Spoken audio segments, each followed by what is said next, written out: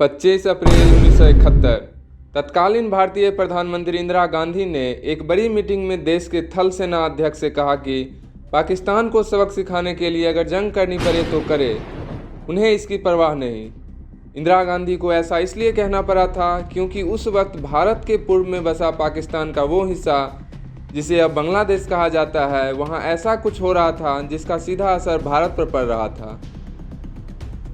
पाकिस्तान की सरकार और सेना पूर्वी पाकिस्तान में रहने वाले अपने ही देश के लोगों पर जुल्म कर रही थी, बेगुनाह लोग की हत्या कर रही थी, और ये सब सिर्फ इसलिए क्योंकि पूर्वी पाकिस्तान के लोग पाकिस्तान के सेना के जुल्म के खिलाफ आवाज़ उठा रहे थे।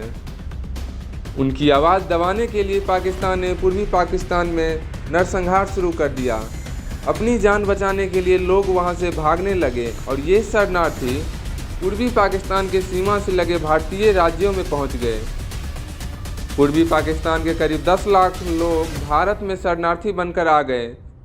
भारत के प्रधानमंत्री होने के नाते इंदिरा गांधी पर इस बात का दबाव बढ़ रहा था कि वो जल्द से जल्द इस मसले पर हल निकाले और ज़रूरी कार्रवाई करे। इसलिए इंदिरा ने एक तरफ भारतीय फौज को युद्ध की तैयारी करने का आदेश दिया और दूसरी तरफ अंतर्राष्ट्रीय स्तर पर पाकिस्तान पर दबाव बनाने की कोशिश शुरू कर दी। पूर्वी पाकिस्तान यानी आज के बांग्लादेश में हालात बद से बदतर होती जा रही थी। वहाँ police, paramilitary force, east Bengal regiment और ईस्ट पाकिस्तान राइफल के बंगाली सैनिकों ने पाकिस्तानी फौज के खिलाफ बगावत कर खुद को आज़ाद घोषित कर दिया था। ये लोग भारत से मदद की उम्मीद कर रहे थे। भारत की तरफ से वहाँ के लोगों को फौजी ट्रेनिंग दी जाने लगी, जिससे वहाँ मुक्ति वाहिनी सेना का जन्म हुआ। वहीं पाकिस्तान चीन और अमेरिका के दम पर लगातार भारत को उकसा रहा था। नवंबर के आखिरी हफ्ते में पाकिस्तान के विमानों ने बार बार भारतीय हवाई सीमा में दाखिल होना शुरू कर दिया था। इस पर भारत के तरफ से पाकिस्तान को चेतावनी दी गई, लेकिन बजाय संभलने के पाकिस्तानी राष्ट्रपति याह्या खान ने 10 दिन के अंदर युद्ध की धमकी दे डाली। पाकिस्तान को यह अंदाज़ा भी नहीं था कि भारतीय सेना पहले ही अपनी तैयारी शुरू कर चुकी है।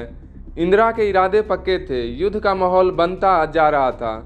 सवाल यह था कि पहला हमला कौन करेगा।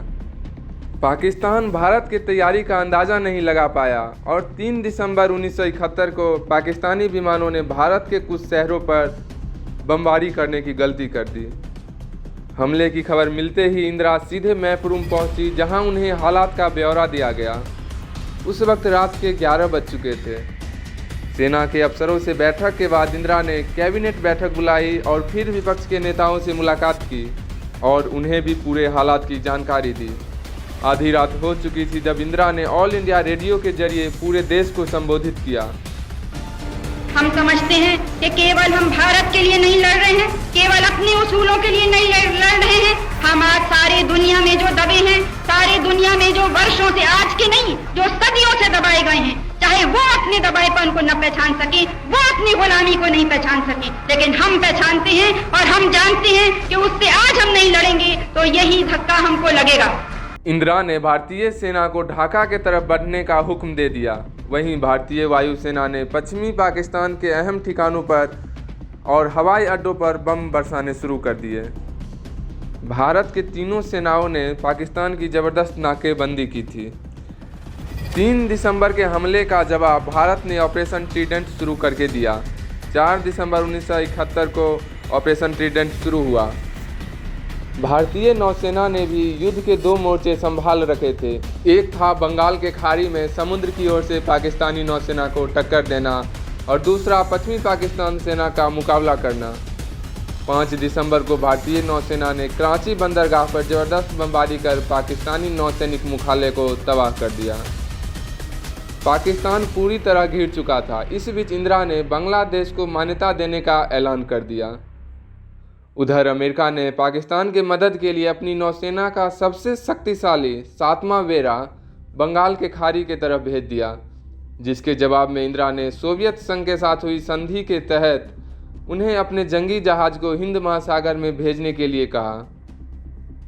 इंदिरा गांधी ने फैसला किया कि अमेरिकी बेरों को भारत के करीब पहुंचने से पहले पाकिस्तानी सेना को आत्मसमर्पण के लिए मजबूर करना होगा, जिसके बाद थल सेना अध्यक्ष जनरल सैम मानेकशॉ तुरंत पाकिस्तानी फौज को आत्मसमर्पण की चेतावनी जारी कर दी।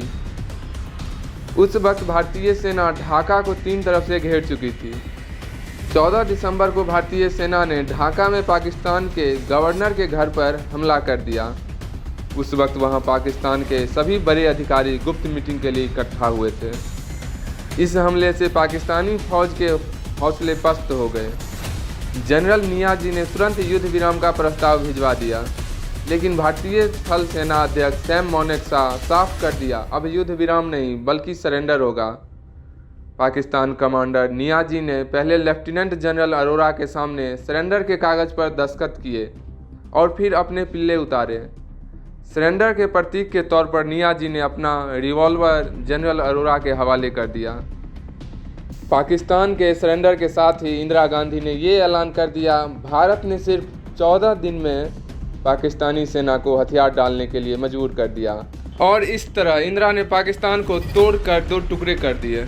और इसी तरह के खबर देखने के लिए हमारे चैनल राष्ट्रीय पैगाम को सब्सक्राइब करें और लाइक करना न भूलें।